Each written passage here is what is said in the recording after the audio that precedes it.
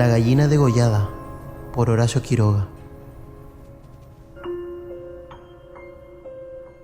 Todo el día, sentados en el patio en un banco, estaban los 4 hijos idiotas del matrimonio Mazzini-Ferraz. Tenían la lengua entre los labios, los ojos estúpidos y volvían la cabeza con la boca abierta. El patio era de tierra, cerrado al oeste por un cerco de ladrillos. El banco quedaba paralelo a él, a 5 metros, y allí se mantenían inmóviles, fijos los ojos en los ladrillos. Como el sol se ocultaba tras el cerco, al declinar los idiotas tenían fiesta. La luz enceguecedora llamaba su atención al principio. Poco a poco, sus ojos se animaban. Se reían al fin estrepitosamente, congestionados por la misma hilaridad ansiosa, mirando el sol con alegría bestial como si fuera comida. Otras veces, alineados en el banco, zumbaban horas enteras imitando el tranvía eléctrico. Los ruidos fuertes sacudían a sí mismos su inercia y corrían entonces, mordiéndose la lengua y mugiendo. Pero casi siempre estaban apagados en un sombrío letargo de idiotismo y pasaban todo el día sentados en su banco, con las piernas colgantes y quietas, empapando de glutinosa saliva el pantalón. El mayor tenía 12 años y el menor 8. En todo su aspecto sucio y desvalido se notaba la falta absoluta de un poco de cuidado maternal. Sin embargo, esos 4 idiotas habían sido un día el encanto de sus padres. A los 3 meses de casados, Mazzini y Berta orientaron su estrecho amor de marido y mujer y marido, hacia un porvenir mucho más vital: un hijo. ¿Qué mayor dicha para 2 enamorados que esa honrada consagración de su cariño, libertado ya del vil egoísmo de un mutuo amor sin fin ninguno, y, lo que es peor para el amor mismo, sin esperanzas posibles de renovación? Así lo sintieron Mazzini y Berta, y cuando el hijo llegó a los 14 meses de matrimonio, creyeron cumplida su felicidad. La criatura creció bella y radiante, hasta que tuvo 1 año y medio. Pero en el 20º mes lo sacudieron una noche convulsiones terribles, y a la mañana siguiente no conocía más a sus padres. El médico lo examinó con esa atención profesional que está visiblemente buscando las causas del mal en las enfermedades de los padres. Después de algunos días, los miembros paralizados recobraron el movimiento, pero la inteligencia, el alma, aún el instinto se habían ido del todo. Había quedado profundamente idiota, baboso, colgante, muerto para siempre sobre las rodillas de su madre. «Mi hijo querido», sollozaba ésta sobre aquella espantosa ruina de su primogénito. El padre, desolado, acompañó al médico afuera. A usted se le puede decir. Creo que es un caso perdido. Podrá mejorar, educarse en todo lo que se le permita su idiotismo, pero no más allá. Sí. Asentía Mazzini. Pero dígame, ¿usted cree que es herencia? En cuanto a la herencia paterna, ya le dije lo que creía cuando vi a su hijo. Respecto a la madre, hay ahí un pulmón que no sopla bien. No veo nada más, pero hay un soplo un poco rudo. Hágale examinar bien. Con el alma destrozada de remordimiento, Mazzini redobló el amor a su hijo, el pequeño idiota que pagaba los excesos del abuelo. Tuvo asimismo que consolar, sostener sin tregua a Berta, herida en lo más profundo por aquel fracaso de su joven maternidad. Como es natural, el matrimonio puso todo su amor en la esperanza de otro hijo. Nació este, y su salud y limpidez de risa reencendieron el porvenir extinguido. Pero a los 18 meses las convulsiones del primogénito se repetían, y el día siguiente amanecía idiota. Esta vez los padres cayeron en honda desesperación. Luego su sangre, su amor, estaban malditos. Su amor sobre todo. 28 años él, 22 ella. Toda su apasionada ternura no alcanzaba a crear un átomo de vida normal. Ya no pedían más belleza e inteligencia como en el primogénito, pero un hijo como todos. Del nuevo desastre brotaron nuevas llamaradas del dolorido amor, un loco anhelo de redimir de una vez para siempre la santidad de su ternura. Sobrevinieron mellizos, y punto por punto se repitió el proceso de los dos mayores. Más por encima de su inmensa amargura, quedaba a Mazzini y Berta gran compasión por sus 4 hijos. Hubo que arrancar del limbo de la más honda animalidad, no ya sus almas, sino el instinto mismo abolido. No sabían deglutir, cambiar de sitio, ni aún sentarse. Aprendieron al fin a caminar, pero chocaban contra todo por no darse cuenta de los obstáculos. Cuando los lavaban mugían hasta inyectarse de sangre el rostro. Se animaban solo al comer o cuando veían colores brillantes u oían truenos.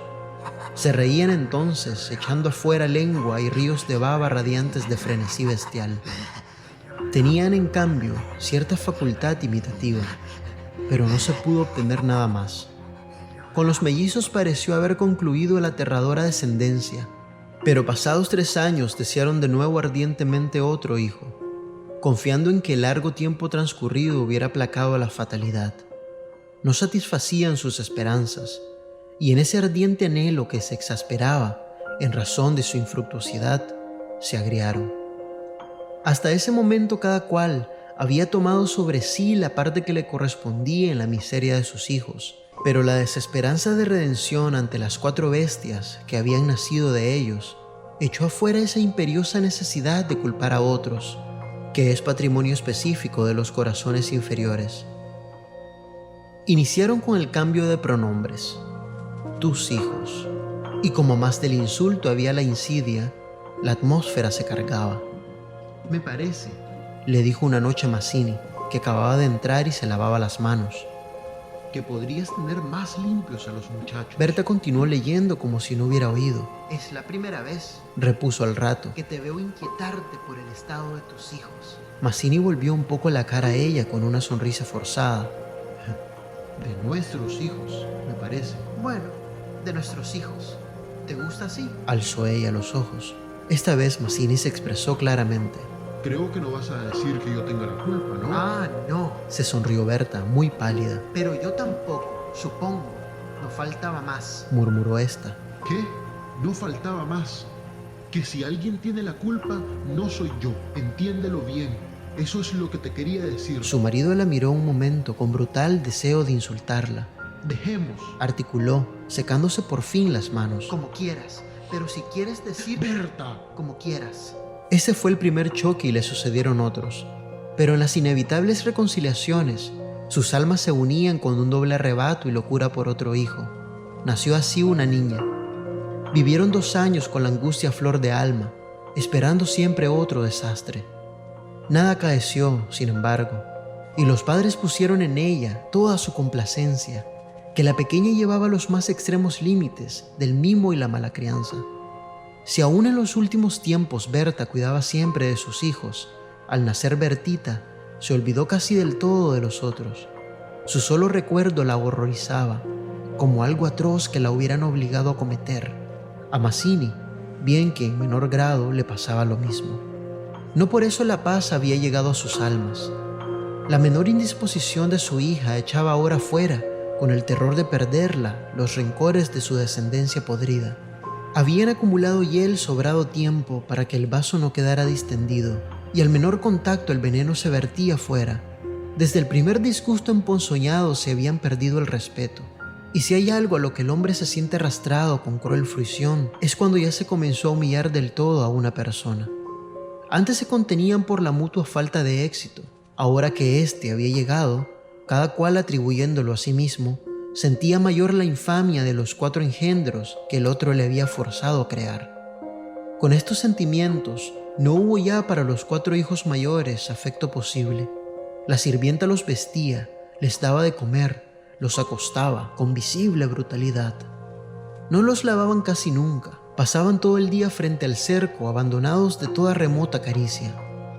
De este modo, Bertita cumplió 4 años, y esa noche, resultado de las golosinas que para sus padres eran absolutamente imposible negarle, la criatura tuvo algún escalofrío y fiebre, y el temor a verla morir o quedar idiota tornó a reabrir la eterna llaga.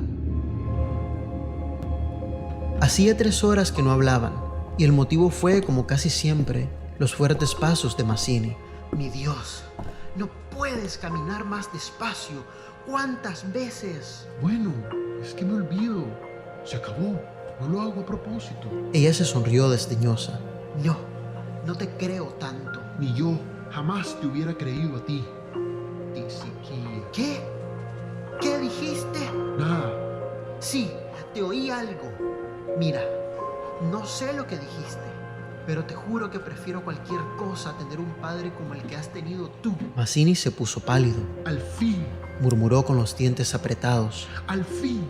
Víbora, has dicho lo que querías. Sí, víbora sí, pero yo he tenido padres sanos. ¿Me oyes? Sanos. Mi padre no ha muerto de delirio. Yo hubiera tenido hijos como los de todo el mundo. Esos son hijos tuyos, los 4 tuyos. Continuaron cada vez con mayor violencia, hasta que un gemido de Bertita selló instantáneamente sus bocas. A la 1 de la mañana la ligera indigestión había desaparecido, y como pasa fatalmente con todos los matrimonios jóvenes, que se han amado intensamente una vez siquiera, la reconciliación llegó, tanto más efusiva cuanto hirientes fueran los agravios. Amaneció un espléndido día, y mientras Berta se levantaba, escupió sangre. Las emociones y mala noche pasada tenían sin duda gran culpa. Mazzini la retuvo abrazada largo rato y ella lloró desesperadamente, pero sin que ninguno se atreviera a decir una palabra. A las 10 decidieron salir después de almorzar. Como apenas tenían tiempo, ordenaron a la sirvienta que matara una gallina. El día radiante había arrancado a los idiotas de su banco, de modo que mientras la sirvienta degollaba en la cocina al animal, desangrándolo con parsimonia, Berta había aprendido de su madre este buen modo de conservar frescura a la carne. Creyó sentir algo como respiración tras ella. Se volvió y vio a los 4 idiotas, con los hombros pegados uno a otro, mirando estupefactos la operación. Señora, los niños están aquí, en la cocina. Berta llegó, no quería que jamás pisaran allí, y ni aun en esas horas de pleno perdón, olvido y felicidad reconquistada, podía evitarse esa horrible visión, porque naturalmente cuando más intensos eran los raptos de amor a su marido e hija, más irritado era su amor con los monstruos. ¡Que salgan! ¡María! ¡Échelos! ¡Échelos, le digo! Las 4 pobres bestias, sacudidas, brutalmente empujadas, fueron a dar a su banco. Después de almorzar, salieron todos.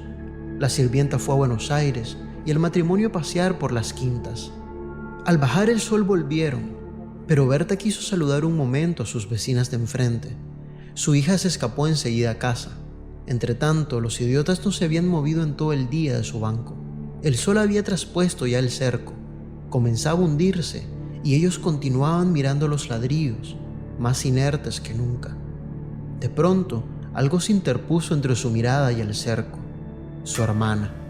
Cansada de 5 horas paternales, quería observar por su cuenta. Detenida al pie del cerco, miraba pensativa la cresta. Quería trepar, eso no ofrecía duda. Al fin se decidió por una silla desfondada, pero faltaba aún. Recurrió entonces a un cajón de querosén y su instinto topográfico le hizo colocar vertical el mueble, con lo cual triunfó. Los 4 idiotas, con la mirada indiferente, vieron cómo su hermana lograba pacientemente dominar el equilibrio y cómo en puntas de pie apoyaba la garganta sobre la cresta del cerco entre sus manos tiritantes. La vieron mirar a todos lados y buscar apoyo con el pie para alzarse más, pero la mirada de los idiotas se había animado. Una misma luz insistente estaba fija en sus pupilas. No apartaban los ojos de su hermana, mientras creciente sensación de gula bestial iba caminando cada línea de sus rostros. Lentamente avanzaron hacia el cerco. La pequeña, que habiendo logrado calzar el pie, iba ya a montar a horcajadas y a caerse del otro lado seguramente, se sintió cogida de una pierna. Debajo de ella, los 8 ojos clavados en los suyos le dieron miedo. ¡Soltame! ¡Déjame! ¡Soltame! Gritó sacudiendo la pierna, pero fue atraída. Lloró imperiosamente. Trató aún de sujetarse del borde, pero se sintió arrancada y cayó. No pudo gritar más. Uno de ellos le apretó el cuello, apartando los bucles como si fueran plumas. y los otros la arrastraron de una sola pierna hasta la cocina, donde esa mañana se había desangrado a la gallina, bien sujeta, arrancándole la vida segundo por segundo. Mazzini, en la casa de enfrente, creyó oír la voz de su hija. Me parece que te llama. Le dijo a Berta. Prestaron oído, inquietos, pero no oyeron más. Con todo, un momento después se despidieron, y mientras Berta iba a dejar su sombrero, Mazzini avanzó en el patio. Bertita. Bertita. Nadie respondió. Alzó más la voz, ya alterada, Bertita. y el silencio fue tan fúnebre para su corazón siempre aterrado, que la espalda se le heló de horrible presentimiento. Mi hija. Mi hija. No. Corrió ya desesperado hacia el fondo, pero al pasar frente a la cocina vio en el piso un mar de sangre. Empujó violentamente la puerta entornada y lanzó un grito de horror. Berta, que ya se había lanzado corriendo a su vez al oír el angustioso llamado del padre, oyó el grito y respondió con otro, pero al precipitarse en la cocina, Mazzini, lívido como la muerte, se interpuso conteniéndola. No entres. No entres. No entres. Berta alcanzó a ver el piso inundado de sangre. Solo pudo echar sus brazos sobre la cabeza y hundirse a lo largo de él con un ronco suspiro.